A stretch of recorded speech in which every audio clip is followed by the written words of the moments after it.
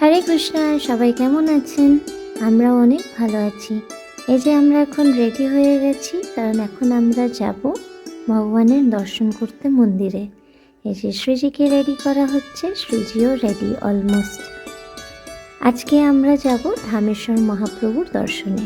হঠাৎ করেই প্ল্যান হলো, তাই তাড়াতাড়ি সবাই রেডি হয়ে বেরিয়ে পড়লাম। আর শ্রীজিও খুব এক্সাইটেড, কারণ ওর মন্দিরে যেতে খুব ভালো লাগে। আর ও বেশ কয়েকদিন ধরে বারবারই বলছিল যে মন্দিরে যাব, গৌরদাদার দর্শন করব। তাই আজকে ভাবলাম যে ওয়েদারও ভালো আছে, এখন আমরা মন্দিরে যেতে পারি। বুঝতেই পারছেন কতটা জুলুম হচ্ছে আমার সঙ্গে।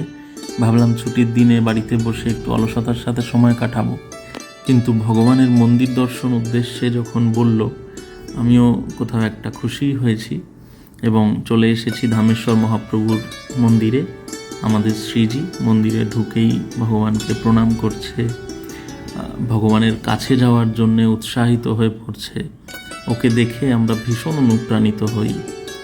সত্যি যদি ওর মতো এত উৎসাহের সাথে ভগবানের কাছে যাওয়ার জন্য আমরা আগ্রহ দেখাতে পারতাম, সেটা অত্যন্ত ভালো হতো। নিশ্চয়ই ভগবানের সান্নিধ্য পেতাম আরও অনেক সহজেই। এরপর আমরা শ্রীজিকে নিয়ে ধামেশ্বর মহাপ্রভুর পরিক্রমা করলাম।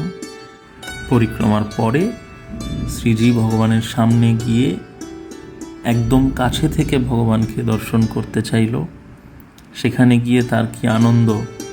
আমরা সকলে ভগবানের সামনে, মহাপ্রভুর সামনে উপস্থিত হয়ে ভগবানকে করজোড়ে প্রার্থনা করলাম আমাদের এই জীবনের জন্য, আমাদের দৈনন্দিন জীবনের জন্য। ভগবানকে প্রাণ ভরে ধন্যবাদ জানালাম।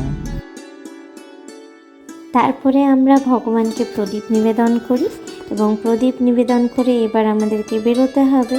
কিন্তু ভগবানের এত অপরূপ সুন্দর রূপ দেখে আর বেরোতেই মন চাইছিল না। শ্রীজিও তাই, সে কিছুতেই বেরোবে না, বারবার বসে পড়ছিল। কিন্তু তারপর আমরা তাকে অনেক বুঝিয়ে তাকে নিয়ে আসি। আর এখন আমরা আমাদের আরও বেশ কয়েকটা কাজ আছে, সেগুলোই করতে যাচ্ছি। তো সেখান থেকে বেরিয়ে আমরা এই শপটাতে আসি, যেখানে শ্রীজির পছন্দের অনেক জিনিস সে দেখতে পায়।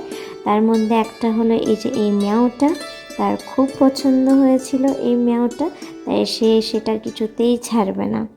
আর তারপর এখানে আরও বেশ এই কিউট কিছু জিনিস দেখতে পায়।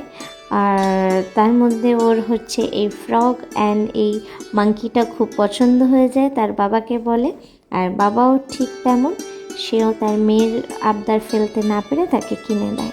অ্যান্ড দেন সুপার মার্কেটে আমাদের আরও বেশ কয়েকটা কাজ ছিল, সেগুলো আমরা কমপ্লিট করি।